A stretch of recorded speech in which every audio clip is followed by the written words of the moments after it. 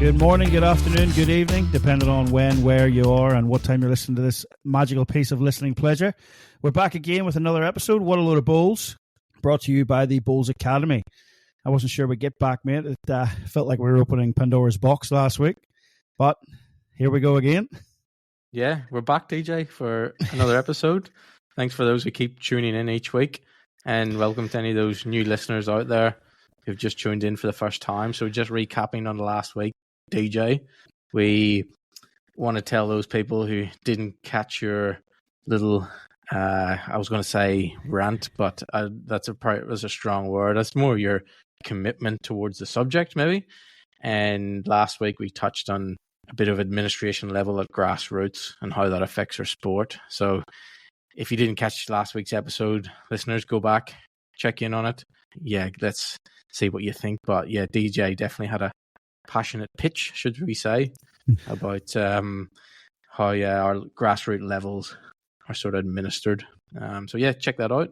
Yeah, see what you think and let us know. But I know, look, I agree with what you say, DJ, and lay out and knowing you for as long as I do, and you spoke very honestly and from your experience, mate, and the reception has been pretty good. What kind of reception did you get from last week's podcast? Yeah, it's been pretty good, mate. A lot of people came back. Nothing really like in writing or anything, but a few guys have come to me in the club and stuff, or the odd text message and said, geez, we actually agree with you. You know, it was pretty. One comment was, that was absolutely savage, which I didn't think it was, but it was absolutely savage. But we 100% agree with what you said. So it's good to see that the numbers are out there. Yeah, and it was the same for me. I got a few comments over the weekend when I was playing from a few of the guys, and they agreed too with what you were saying. So it's good to get that topic out there. And sometimes people are afraid to say what they really feel. As you say, we definitely got some positive feedback behind closed doors. We might have got some comments on the likes of Facebook or YouTube or that, but we definitely did get a few private messages, which was good. That's what we want to talk about, the things that are affecting our sport and how we can go about changing those, and hopefully for the better. Yeah, nice. Yeah, some of the feedback was from within the association too, so that's... It was indeed, yes. We definitely got some feedback from Bulls New South Wales, and also from the zone that I play in, Zone 13. We actually had the president contact me personally, and he's going to have a sit down and chat with me, and hopefully we can get some more insights into some of the things that Zone 13 have actually changed over the last couple of years, and some of the new developments they've put in place in terms of administration there. So we'll let the listeners in on those little secrets soon enough whenever I sit down and have a chat with him. So yeah, it'll be good to hear from one of the zones, mate, and what they've actually done. I know from the outside looking in, Zone 13 definitely seems to be one of the more organised zones. But just touching back on last week, it was definitely a bit of a nervous point to actually put that out there, to actually go wholeheartedly at it and let people know what I was sort of thinking. And but it was good to get that response. It's you get nervous because it's so easy to offend people nowadays, and there was no need to offend anyone out there. It was, unless it was misinterpreted, which there's a lot of that of nowadays, and we'll sort of touch on that on the hot topic that we're going to talk about this week.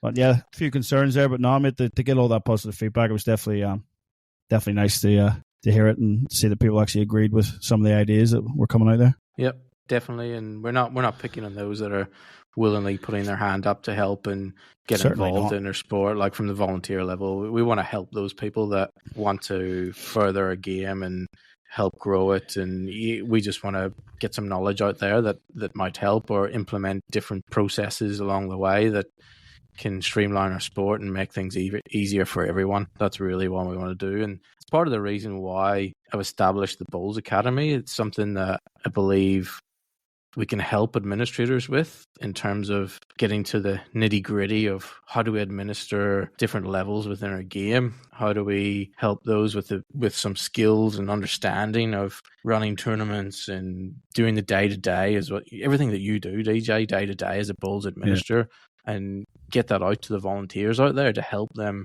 with their club and making things easier for the bowlers and themselves also, so they're not running themselves into the ground and feel like they're fighting uphill battles all the time. And I'm sure there's plenty of volunteers out there that feel that, and we definitely want to get some material out there to help them. So yeah, keep close watch on the Bulls Academy, and then not so distant future we will have some online courses that hopefully administrators can jump on and glean some knowledge from. Absolutely, mate, because there's nothing there at the minute. I mean, I've been doing this now for 11 years out here. I've never been sat down or been known of a course that I could actually sit and learn from or pick up some new information. I know they're trying now the Bulls link's available. There's a few different little courses on there, but like that helps now in a game. But if you're completely new to it, you need someone there with that bit of experience that you can actually ask a question to get more clarification. So there just needs to be a bit more in that area, I think, coming from above. And then those people that are willing volunteers to put their hand up, they'll get the benefit of it from actually having the experience. So, well, I was definitely glad to light that fire under you last week, DJ, and let's get the sparks rolling and the topics going. And yeah, that's good. Let's get some hot topics coming your way. Well, it doesn't need to be a big fire, mate. It just needs to be the right fire. It doesn't take much to get me going. Okay. But onto that regular segment then, mate, of Around the Greens. And this week, we're going to take a look at the Platinum Pennant, how it looks after 7 rounds. And then we'll take a quick look at the coming rounds the 2 rounds that are coming up this weekend. And then we'll give a bit of a talk about the World Indoor Singles and Mixed Pairs, actually, which is being played over in Guernsey at the minute. Yeah, just kicked off, Yeah, so... Mate, the table for Platinum. Some relief for you guys to get another win on the board and move up the ladder, move off the bottom of the ladder, not even up the ladder, just off the bottom of the ladder. That's it. I'm glad that we got off the bottom of the ladder and got a win over the weekend, and we got 2 wins. We got 20 points. It's good.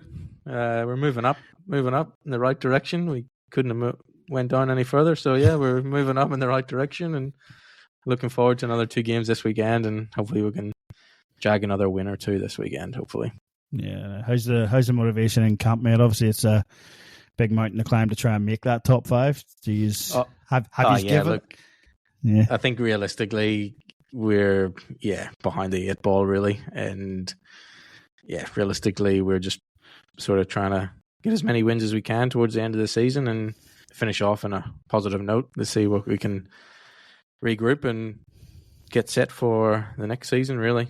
You're going to have any issues that some of us smaller clubs have? These are out of the contest and everyone's pulling out now and you got to try and find reserves. You got any of that, or have you got some dedicated people in there? No, I think our guys are definitely dedicated, and we don't have any pullouts, because I know that's definitely a thing across Bulls, that once certain teams get that they've lost a few games throughout the season, instead of playing your full 10 games, 11 games, we've definitely had that in the past at Tarrant Point and some of our lower grades. So that is something that definitely comes up across clubs. And as you have alluded to, that commitment is maybe not always there from some bowlers. So yeah, the same 12 people out there for the remaining fixtures. Just Razor out, because obviously he's got Australia duties. Yes, he's got more important things at the moment. Well, it depends where you're sitting. Yeah. But yeah, a world title would be nice, I suppose. It will be nice, yes, to bring back to the club, yeah. We definitely hope he does.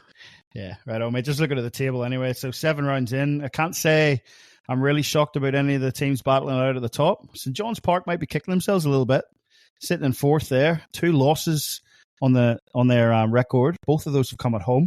Interesting, the game that happened at the weekend. So on all 3 cards at the 14 end mark, they were up by 4 shots, 7 shots, and 3 shots. Yeah. You move along to the 18 end mark, and they're still up on 2 of those rinks.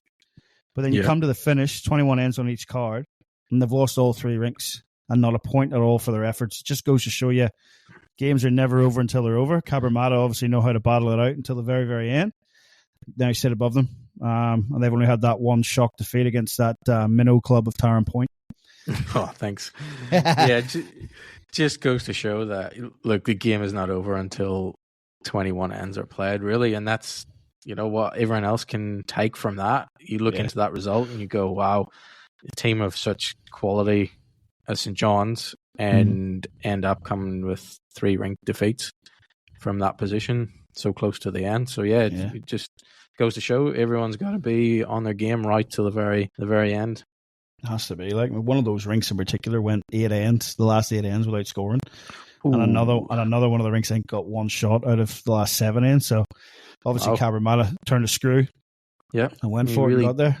delved into those rink scores, DJ, didn't you? Yeah, it was interesting. I mean, there's some people out there will see that and it'll happen to them and they'll think, what's going on here? But it can happen at the top level too. Yep. Must have been a quiet week at Maitland City Bulls office this week. You're delving into the rink scores. That was all on Sunday while I was watching live on YouTube, mate. Okay. So it was. Yep. But yeah, I was watching the Warilla Carlingford game and see Warilla's just steadily going about their own business, climbing up the table. 2 wins on the weekend and without Teasy. Teasy was sick on the weekend. Yeah. Couldn't make it to the games. And other than that, mate, like I said, I'm not overly shocked by teams that are battling at the top. I'm not shocked by any of them. And I don't really see the top 5 or the final 5 coming from anyone outside of the top 7 sides as they sit now. No, I would agree with that. I think the top 7 as they sit now, that's where you're going to get your final 5 for the finals. So yeah, there's only 2 weekends to go and four games left for everyone. And yeah, definitely those teams in the top 7 are the ones with a chance. Happy for you to prove me wrong. I would be happy for us to prove you wrong as well, but I think we're looking for a magic wand, really. Yeah, or to turn back the clock.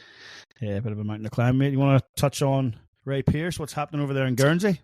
Yeah, so Razor, I believe he had some delays heading over that way. Instead of a normal flight, he had to fly to Melbourne and then try and get his way to Dubai with the flooding of Dubai airport. So a bit of issues going over for Ray. So not the best preparation to go to a World Bowls event. No, especially when Guernsey's not easy to get to as it is. No, it's not. It's not a direct flight to Guernsey. There's no really, A380s. There's no A380s landing on the island of Guernsey. It's about the size of the island of Guernsey. Definitely no business class lounge in Guernsey. So that's different. So yeah, it's not best preparation to go to a World Bowls event, but anyhow, you've got to play the cards that you've been dealt. So but to be fair, I don't think he's lost a game yet, DJ. No, going well. Going well. So is Sam as well in the lady singles. Nice. And also they're going pretty good in the mixed pairs as well. So mixed pairs, DJ. Round 1, Razor and Sam got the win over Wales. The one-end tiebreak. In round 2, a straight sets win over Switzerland. And I believe round 3, they could be on the green right now as we record, against Namibia. Yep. And then the Isle of Man in round 4 for them coming up. So then there'll be a bye in round 5. So hopefully finals after that for them. Like they've done pretty good so far, and I can't see why they don't make the finals, really. Well, a couple of powerhouses in that section with them. You know, we all know those top bowlers from Switzerland. So yes, actually I seen an interesting shot on the live stream from Switzerland. Did you? The little, we always say at the end of the podcast to keep that little disc on the inside. He didn't. I'm not sure he got the shot out of it, but it was an interesting shot selection at that level. Clearly he wasn't listening to our podcast, so there you go, listeners. If he had been listening to our podcast, he could have saved himself a lot of embarrassment on live stream. So on to DJ Sam, the women's singles. I'm not sure what's going on here, but she played her round 5 game first. Right. And then round 1 for Singapore is later in the week. Okay. And she has a bye, which has been played as well. And that was the round 2. And that was round 2. Both other games have been played in round 2, but she's still waiting to play round 1, but she's also played round 5. Yeah. So I don't know what's going on there, really. That's a bit of a conundrum, really. Hopefully, for World Bowl's sake, the main organisation of our sport, it's to do with the flooding in Dubai, maybe? Well, that's what I am hoping it is, and it's not an administration error. Let's find that out, because we could have a bit of fun with that next week if it's not. You'd like to think it was that travel arrangement. Hopefully it's a travel arrangement that Singapore couldn't get there in time, so we'll find out, and maybe Razor will shoot us a text message and let us know. I'm sure the big man knows. So moving on to Ray, got off to a good start. As we said, he played a little country in the Northern Hemisphere, Ireland, first up, DJ. Yeah. And a familiar name that we know, Simon Martin. He's still playing. He's still playing. He was still playing at that level. Whenever we were playing. He's still playing at that level, and yeah, hats off. Yeah, well done, Simon. Yeah. How'd that game go? And he won on a tiebreak. DJ. Yeah, them tie breaks are brutal. I mean, I was checking the format out. You play 2 sets of 7 ends, and then you've got a one-end tie break. Like that's pretty brutal. It's a one-end shootout, really. Yeah. You get to set all. So, yeah, anything can happen on one end, so it's pretty cutthroat. Yeah, it is. To say the least. Yeah. So who else has he got in the section? Ray finishes up against Jamaica, Hong Kong, Turkey, and USA. So on paper, really got to think Ray's got to make it to the finals, really. Yeah. Not really, sorry to say, but Jamaica's not a really powerhouse of long bowls, nor is Turkey or the mighty USA. So hopefully we see Ray making the finals, and hopefully he goes all the way and brings some World Bowls title back to the Tarn Point. I say when we're bringing too many titles this year over here in Bowls New South Wales tournaments, so hopefully Razor can bring one back and salvage a bit of a season for Tarn Point. Not another silver medal. You had plenty of silver medals at the state finals, didn't you? Oh yeah, state triples. Yeah, thanks very much, DJ, for reminding me about that. And don't forget about the seniors. Seniors were runners up too. And the seniors were runners up too. Yep. Did you see any live stream, DJ? Any chance? I did, mate. I did. I tried to tune in after you messaged me to say have a look at this. I did. Yes, yeah, so I did try to tune in. I did sneak the live stream first before DJ did, so I managed to quickly send him a text message and say, you need to turn on the live stream just to see what it's like. And what was it like? What is it like, DJ, for those who haven't tuned in to any of the World Bowls live stream? Well, they've got two live streams going at the one time, and I think we clicked on the second stream to start with, which has got a 4-way split screen. Yep. Using GoPros of, I don't know if an angle of 170 degrees or something, but they're not even in time. Definitely a fishbowl effect.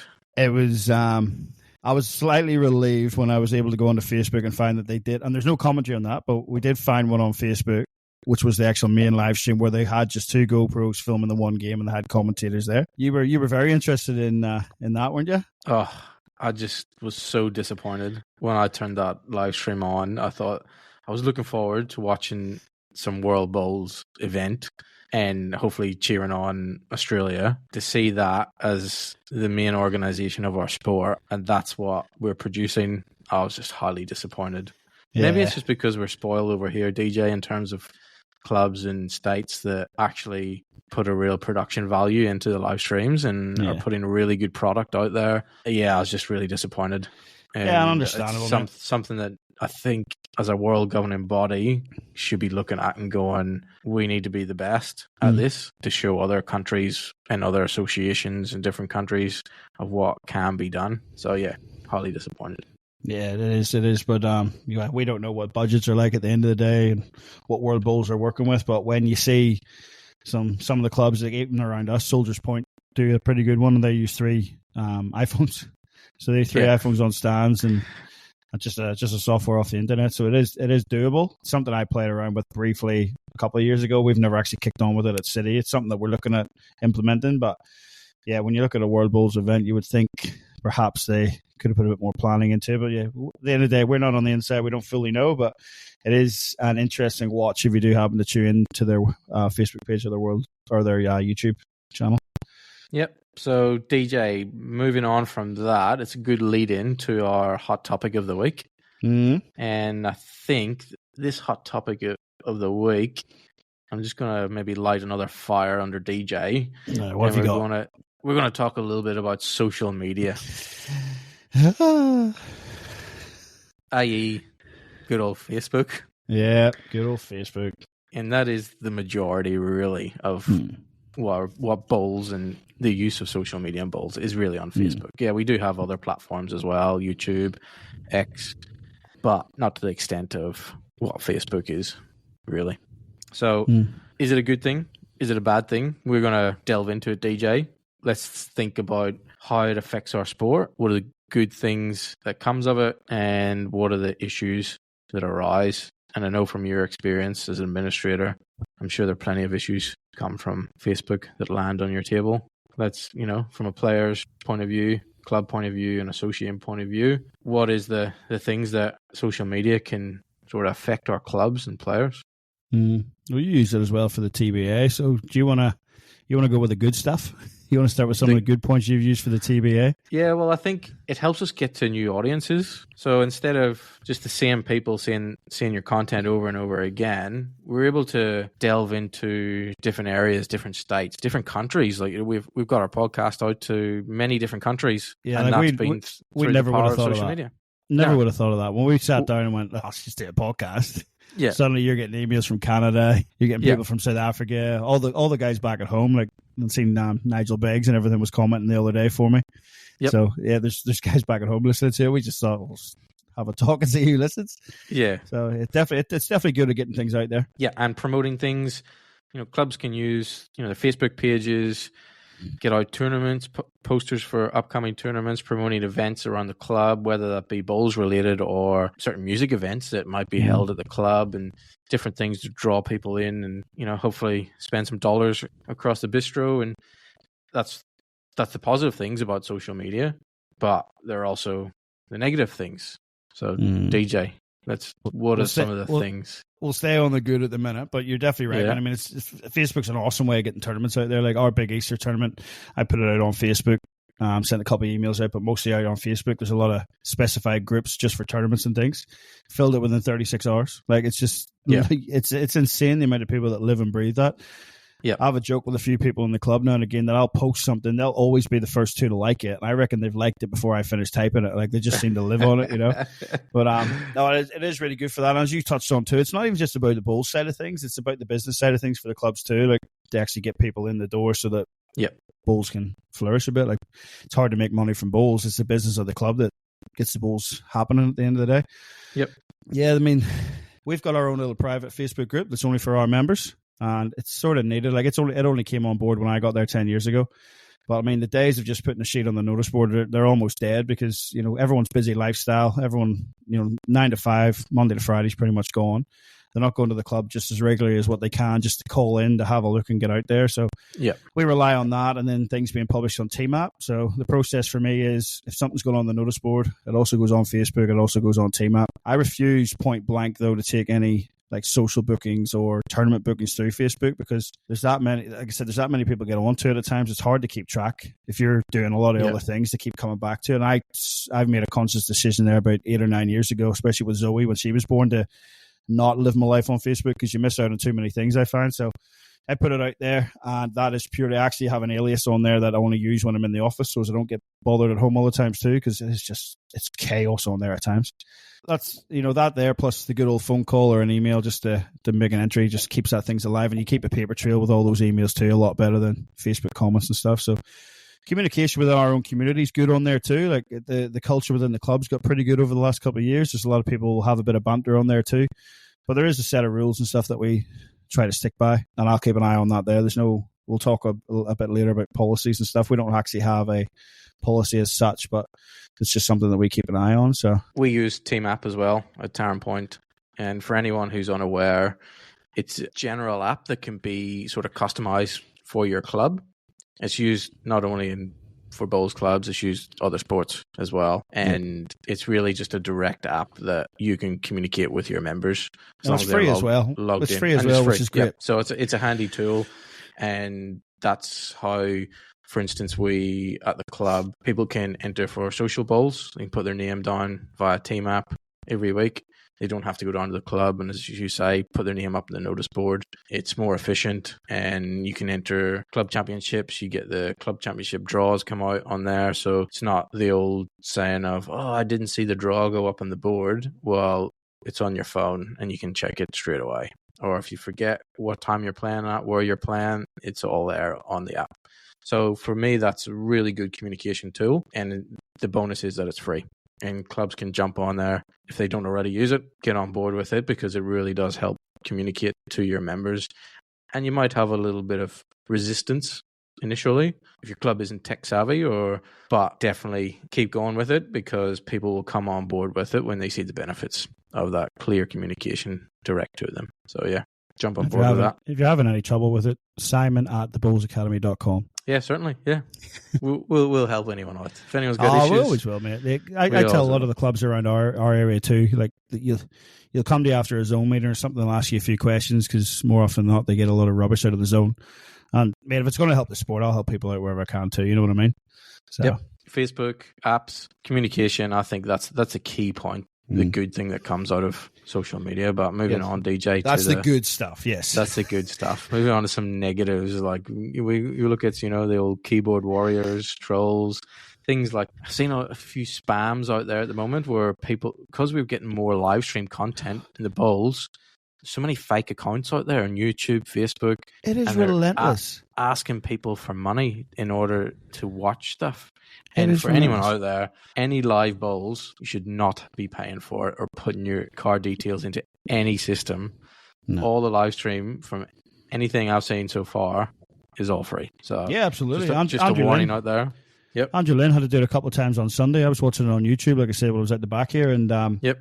The amount of times he's had to delete 2 or 3 comments because they come straight onto the live stream with people already watching the live stream and put that post up there. So it's obviously robots or something. I don't know what way they've set it up, but there's just too many people on there, unfortunately, fall for it. But yeah, by all means, Wolves New South Wales always tell you that too. If you want to watch a live stream from them, it is free. Don't click on anything. Anything you got to put your credit card details into, don't trust it. Absolutely. But yeah, I mean, time for me to have a whinge. Keyboard warriors is one of those big things. I mean, that's just comes down to people thinking that just because they've got an opinion, they need to express it all the time. And a lot of the times that's without consequence, and they don't let the truth get in the way of a good story. And they tend to do it. They tend to do it without the facts in front of them too, And the more that people get away with this type of stuff, the more they're going to come back and do it. And they tend to care more about getting a response than what they do about people's welfare. It's all about those clicks for the likes and stuff like that there, or comments that they can get. And for example, mate, still as a bugbear of mine, was that infamous incident at the state championships for the men's singles, that we're both well aware of. For those that aren't well aware of it, there was 2 prominent bowlers, state players, one of them a world champion, and they had to, for their own reasons, withdraw from the men's state singles. All right. And what annoyed people was that they did so, and they played a Premier League game in another state. All right. So outside looking in, fair enough. Well, this brought all the Karens out of the woodwork, didn't it? And I seen a Karens post out there, DJ. Oh, mate, and it's not just the female Karens too, the male ones as well. Plenty of male ones out there. Mate, yep. It's just. But I seen a post on a well-populated Facebook group, and it's one that we use to promote this, so that you share to there every week. Yeah. Criticizing those players for their withdrawals, but just the tone that was coming out of it was ridiculous. Like calling these guys a disgrace. So you seen that post as well, didn't you? Yeah, I did. Yeah. I think people got to know the full story before they go smashing those keys and getting on their soapbox, really. And that is one of the downfalls of social media. It's way too easy to sit behind a laptop and a keyboard and just voice your opinion, whether it's right, wrong, or indifferent. It's way too easy for people and have no accountability to what they say. Nah. That's really the thing. So that's what we think from a negative point of view that clubs need to really address in terms of that accountability, and clubs need to sort of take that stand of hold their members accountability to things that are said on the likes of Facebook and social media. It certainly caused a bit of discussion over there at Dubbo too. I mean, you were on the ground. And yeah, it did. We heard, obviously, because Riser was playing in the same section as the 2 guys. That's right. They were in the same section too, weren't they? They were in the same section. So really, instead of 4 in the section, it ended up 2 in the section. And it was 1 game shootout to get through to the knockout stages of state singles, which is the blue ribbon event of the year, probably. Yeah, there was plenty of comments made at the time. And really, when you look back on it, those people that were making plenty of comments didn't really understand the full picture and the fact that dates were changed. And that's what sort of led to, as you say, the whole debacle on Facebook. 100%. Like they don't know the full story. But I'm still going to have my say, and I'm going to call these players a disgrace. And the one that got me was saying, karma came and got them because they actually lost the game up in Queensland. But I mean, these guys both play for New South Wales, and one, like comfortably, I'll say, is a generational talent. All right, and here we are, and there's over 100 comments posted. 90% of those are agreeing with the author, hammering these guys so bad that, like, I made my own comment on it. I try to stay away from a few things because I tend to draw a bit of attention every now and again, but I actually went on and emailed the admins because I know one of them personally from our area and said to him, like, you can't have this. Like, this is too much. Like, sitting there, like, calling them a disgrace and stuff. It's got to come down. And not one of those people commented have been in the position that these guys were in. You know, they didn't know the full story. Most of them are speaking out of jealousy, if anything, because these guys are good enough to be offered these contracts to go and play in different states. You know, no thought of, wait, hang on, the state championships were actually moved. Yep, they back were 2 weeks. Nobody thought about that. They just forget about that at the time. They just want to sit and watch their live stream and then have a whinge when the results come up that there's forfeits at state titles. It is a bad look. I understand that, but the days are sort of gone a bit. There's another podcast for you. The days are sort of gone a bit of all the prestige in that. And I sort of mentioned it there the other week about the prize money in the state championships isn't what it used to be. Like I said, a lot of it's just come from jealousy. And yeah, so one of these players, they actually got in touch privately. Good on them with one of these commenters because, you know, it's a hard position for them to be in too. Like, they come on and try to justify themselves on there. Suddenly there's more backlash coming. They're better just to try and stay out of it. And fair play to that person. Once they got the full story, they jumped on. They ate their humble pie and they had a big heartfelt apology on there, but it should never get to that point. No. There's just no need for that. Like, you're sitting at home trying to enjoy the state singles. Okay? Yeah. Enjoy the state singles. Enjoy the people that are there. Enjoy the sport for what it is. Don't jump on and talk about all that negative stuff when all the other games you're getting down to the quarterfinals, semifinals, whatever it is, and you're still talking about what happened in round one there because you didn't like the look of it. I mean, just move on from it, you know. It's none of your business at the end of the day, and these guys, with what these guys choose to do with their balls, I mean, if they can make a quid or two play and let them go, you know. I mean, absolutely. I'm sure they've got families and bills to pay just like the rest of us, and if you can make some extra money from playing balls, why not? Exactly. I mean, we're all working real jobs. I mean, I'm pretty fortunate with the job that I've got that I'm still able to play the game within that. Guys, they don't actually take into consideration what these guys go through to play at these events. Like, that is a lot of travel they do. It's a lot of travel. Yep. You know, like, they're in different states every other day nearly, especially with Queensland and Victoria playing at the same time, and a lot of them playing both competitions, but they still have jobs that they have to hold in the background. Yeah. But then they've got to go and they're getting offered money on the side. You're going to take it. Absolutely. You are going to take it. You know, the sacrifices that they have to give. You know, a couple of these guys that are playing at the top level now and doing all this, they've still got young kids and stuff that they've got to come back to. You know, they're traveling the length of the country, but then they still play in these prestige events. Yes. On their own time, taking time off work to go and do it. You know, so why can't they make a bit of money on the side of that? We could bang on a bit of money in the game on another podcast. This is just a big example of the negativity on social media. It just makes you think, like, is it really, at times it makes you think, is it really worth it all just to be on these platforms? Yeah, well, there's definitely a weighing scales of good versus bad, DJ, I think, in terms of social media. And sometimes for all the good benefits, you kind of have to take a little bit of bad, but it's that, how do we stop the bad stuff, or how do we restrict it? And don't make it personal. You know, there's so much mainstream now in every sport about mental health and stuff. Like, you don't know what that person's going through or what they're sitting and reading, but people just make it too personal. It's just too easy for them to do it. And that's one of my biggest issues with the social media. It's just too easy for them to get on there and just have a whinge. Yeah. Like I'm doing now on my own podcast. Absolutely. But if anyone wants to have a whinge about us, DJ, feel free. We don't mind it. We don't mind any sort of feedback, so positive, negative. We'll take it on board. That'd be a good challenge, wouldn't it? So yeah, it's easy. You know, the amount of time people spend on social media these days, it's easy to get sucked into the big black hole of going down that rabbit hole of negativity and just jumping on bandwagons and comments and stuff. So yeah, sometimes you just got to think before you speak, and especially, you know, those group chats, as you're saying, just jumping on with everyone else, and you really got to know the full picture, really, don't you? Yeah, exactly. I agree with you, what you've been saying, DJ, in terms of social media, and, you know, you need some policies out there, and what clubs need, and members need a bit of direction and what to expect. You know, I know at Tarn Point we have got a player code of conduct. So at the start of each season, everyone gets a player code of conduct. It's got numerous bullet points, but there is one that's totally aligned to social media. So I'll give you a little snippet. It says, a member must not make comment on any social media platform which as a result is damaging to the integrity or reputation of members, the club, or any affiliated association. If a member is seen to be involved in such activity, it will be deemed as behaviour unbecoming of a member and treated as such. So that's part of Tarn Point's player code of conduct, and Good. all players that are playing throughout the season will sign that at the start of the season, so they can be held accountable to that, and as well as some other things in there about representing the club and general things that you would expect of a good member of the club.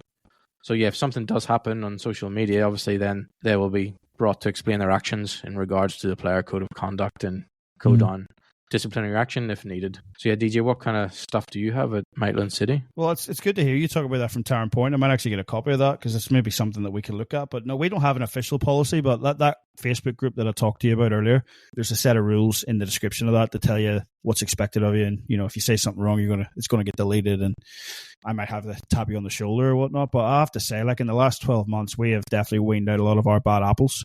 So we have, both publicly and on social media, but it's quite a happy place on there now, and there's plenty of decent banter going around. Like there was guys talking about one of our consistency singles finals there, and they were talking about who was going to pay what, and the guy that who was paying what in the odds, and the guys that were actually in the final were getting involved in that. It's good to have that bit of banter. There's a line that you don't want to cross, but it's good to have. You know, you need that for a bit of culture too, because it gives people then something to talk about to them on the side. It actually brings people a bit closer together at times.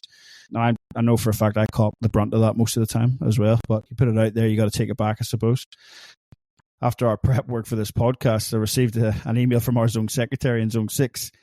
And both New South Wales have actually updated their social media policy recently. So there is a social media policy out there for the little clubs. Because one of my things was going to be to point out, is there one? Can we have one? Show us one. Well, they had one and they've updated it. So good on them. So you can jump on. I'd speak to your zone secretaries because it looks like they've sent an email out to all the zone secretaries to make them aware of it and to get it out to the club. So if it's something that you're interested in your country town club or a small city club that maybe just has a lot of volunteers and not somebody like myself in a position, speak to those that you need to. Someone on the zone, someone on your own board. Get in touch with Bulls New South Wales and just familiarize yourself with what's going on there. There is some good guidelines in there. It's not so much a policy that you can just rip off the internet, change a few words to suit you, but it gives you some good points there for you to make up your own policy or whatever, and keep an eye on your members and make sure you're all doing the right thing. Because it's the other thing they don't consider is like if you're well known within your own area and then people know what club you're at, you say something wrong, it does reflect on the club. So it's good to see that you guys have that worded in there on Tarn Point too, and you should be proud of your club at the end of the day. So, but mate, I'm very, very conscious of the time. Your hand signals there and pointing at your watch is obviously telling us that we got to move on a bit. But we'll finish there. That's all I'd say about with social media. Is it good? Is it bad? I have to say there's good, bad, and ugly, and the ugly is definitely your profile photo. But, good one, DJ. all in all, mate, I'd say it's a necessary evil. I very much sit down the middle with it. I don't think it's overly great. I don't think it's overly bad. It's just it's a necessary evil, and it definitely gets a lot of people out there. There's a lot more talk within communities than what there used to be. So it's good for that type of stuff. It's just unfortunately the bad. You got to take, as you said earlier, you got to take the good with the bad, or the bad with the good, whatever way you want to say it. And yeah, unfortunately, you just got to take that sometimes. So anyway, mate. Yep. I'm moving. All right. So on to the mailbag. What have we got this week, mate? I know you got a few more emails. It's gradually increasing each week. So what have you got for us this week? They are. Our listeners are definitely getting in contact with us. We've got a few more this week. So we had AJ. Shout out to AJ. And he wants to know, if you're a lower grade player, how do you get into the likes of our zone representative sides? He's keen. He seems really keen. He wants to aspirationally... What area is he from? Take it. He didn't say. So okay. How does a lower grade player step it up to reach the likes of grade 1, grade 2 to become a representative player?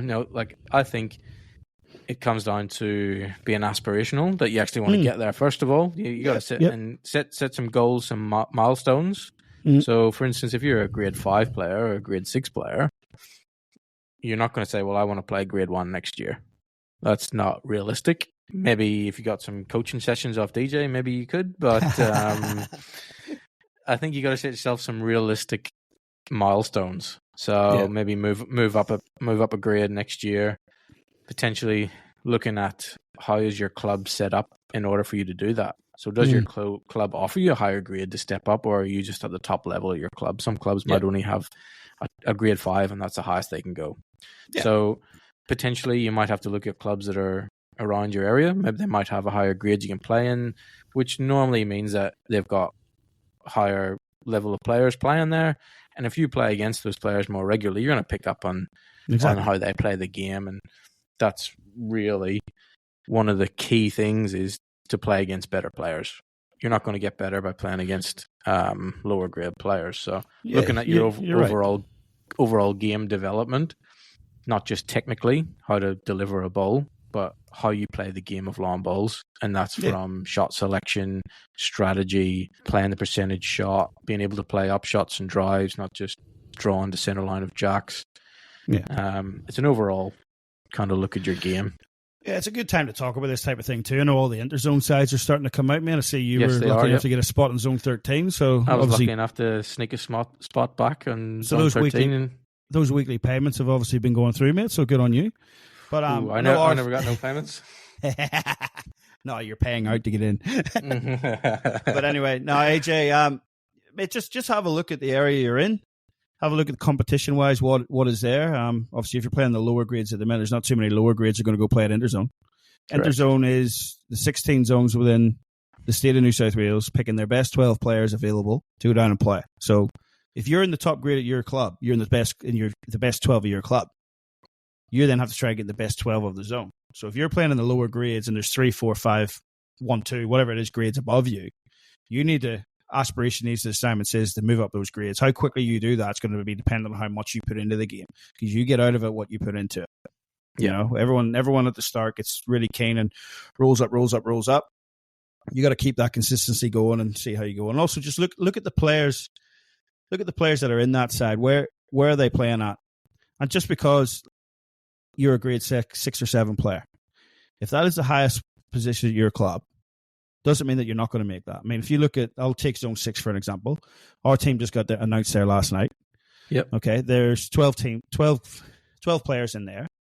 One of them is not a grade 1 player. Okay. He's a grade 2 player. One of the reserves is a grade 2 player from the same club, but that's the highest grade they play at. Another one of the reserves is a grade 4 player, because that's the highest level that they play at their club. Yep. Okay. Now, by all means, there's reasons why there's some other players not involved there and things, but that's the best that they deemed could play for Interzone for Zone 6. Yep. So there's nothing to say that you can't play 4 grade and make that level. But these guys as well, if you look at those names and you look at performances at Zone Championships, yep, they're the guys that are going deep into the Zone Championships, quarterfinals, semifinals, finals. Yep.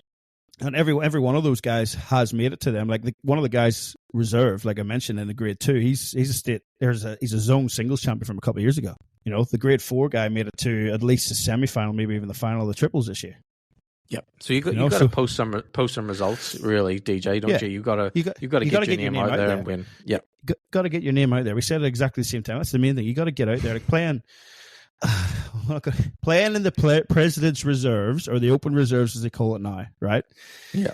I'm not going to say too much. Hot topic coming up, DJ, in a few weeks. That is not going to get you into a stateside. Yep. Playing in the open stuff and playing against the top players every time. And maybe crack into a quarterfinal or a semi-final. We're not saying you have to win it. Get your name mentioned. That's how it happens. Get your name mentioned, or he knocked off such and such quarterfinal and made it to a semi-final and put up a good fight.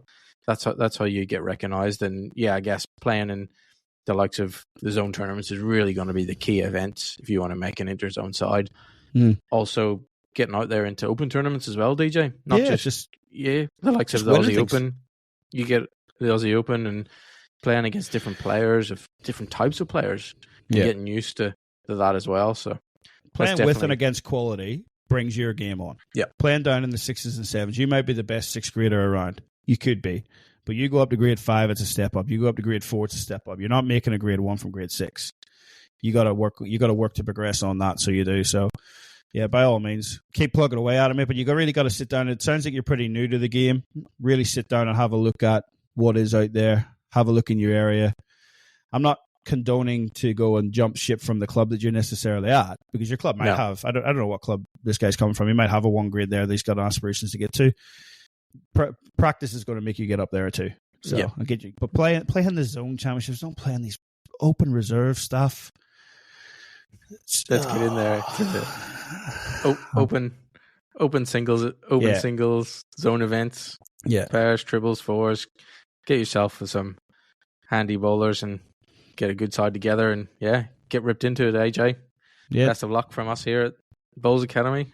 Absolutely. Hopefully you'll send us a message, sometime soon and say, yep. Yeah, hopefully he's listening again. He can tell us what we've said. Maybe that struck a chord with him. So it'll be good to hear from him again. Yep, absolutely. So moving on, DJ. Yep. Our other one we're going to touch on today was Robert Jones. Now, he sent a message to us saying that he had actually overheard a lead at the weekend. The lead finished the game, and he overheard him saying that the lead had won 14-7 against the other lead.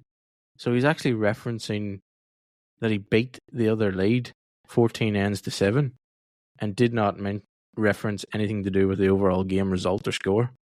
What do you think about that, DJ? Did Robert say what level this was at? I believe it was at top level. Bowls New South Wales Platinum Pennants. So he's shaking hands at the end of the game. He or she's shaking hands at the end of the game. Not worried about the rink score over the overall score or the point score. They've turned around to the lead and say, good game, I've beat you 14-7. Yep, I believe so. A platinum pennant. That's what Robert has said that happened. So he just wants to know, is this something that we should be looking at in terms of players? Should they be aware of how they've played end to end against their opposition, or what do you think, DJ? That's something that I believe is not really something you should be worried about. You should be a team player.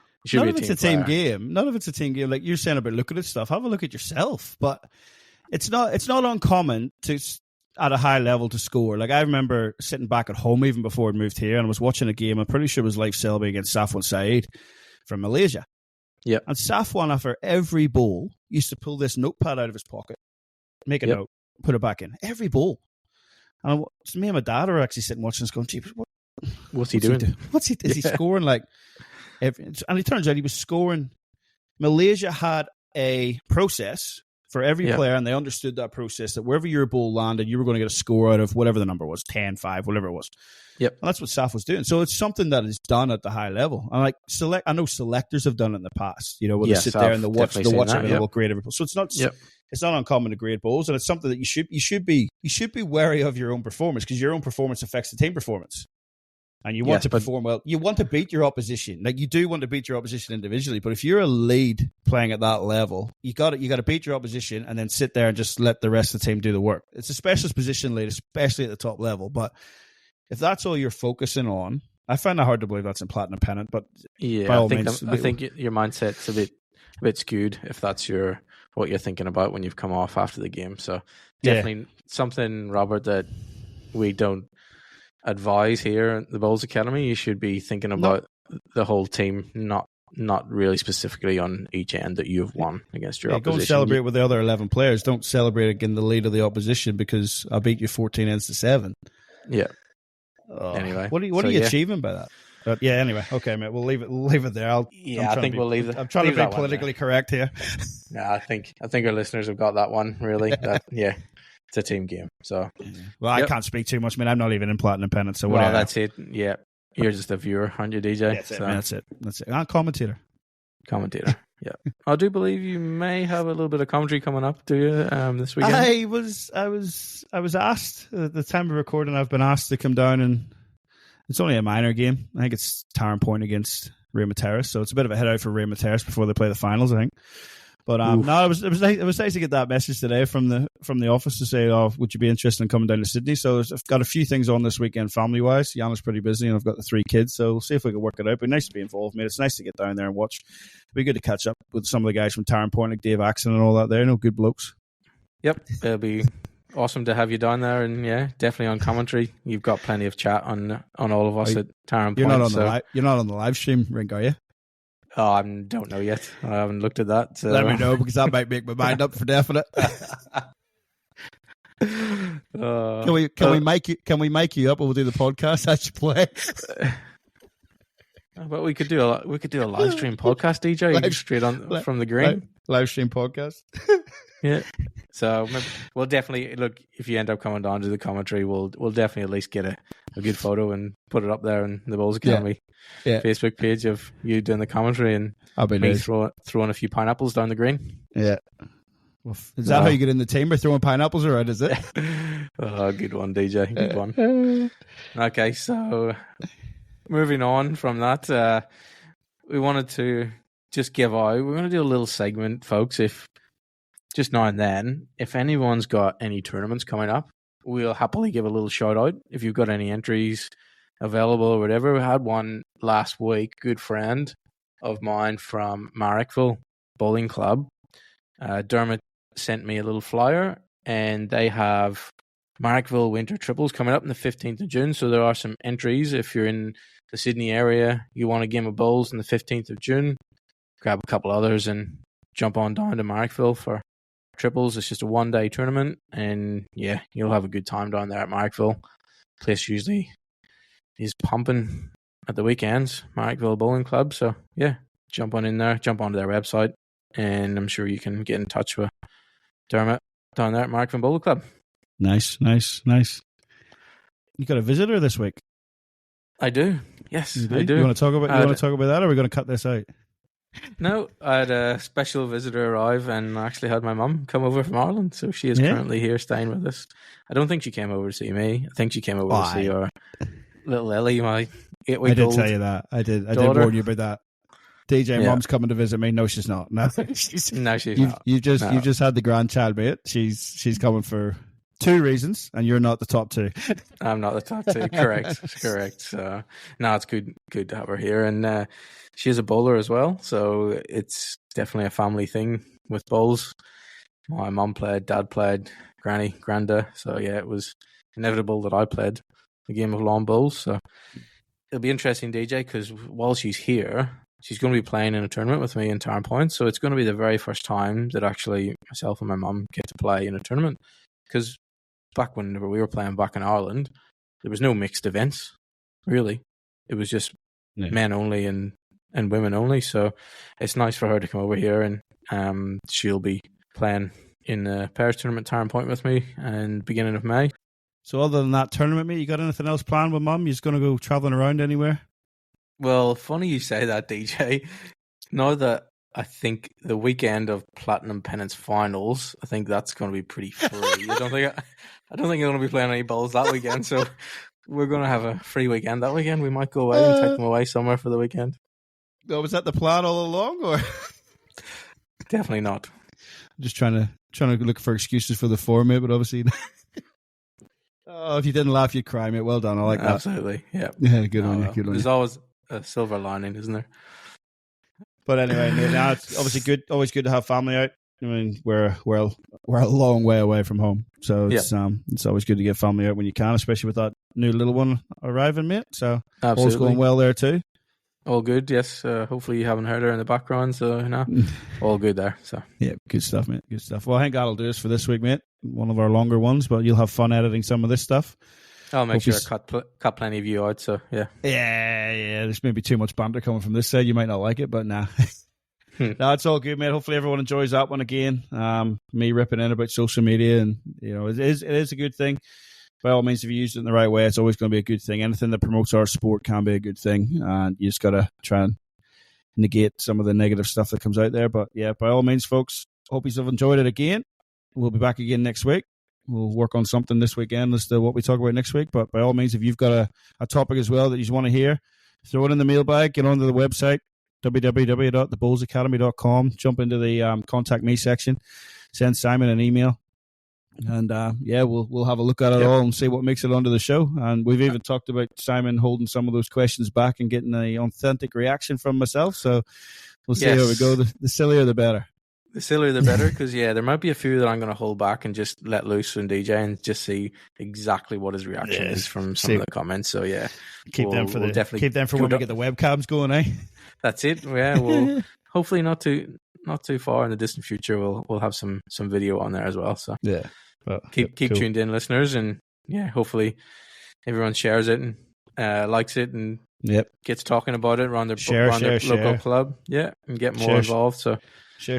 We're definitely getting a lot more comfortable with it. The more we talk about it, the more we get those good reactions. I mean, we're going to throw some topics out there that people maybe don't want to hear or talk about openly, but that's what we're here for. We're here to do something different. And yeah, so it's certainly enjoying it, mate, anyway. And yeah, let's wrap it up there. So, well, like we say every week, especially if you're in Switzerland and you're listening, keep that little disc on the inside. You'll hear from us next week. Yeah, looking forward to it, DJ. So yeah, good luck on the greens, everyone, and catch you again next week, listeners.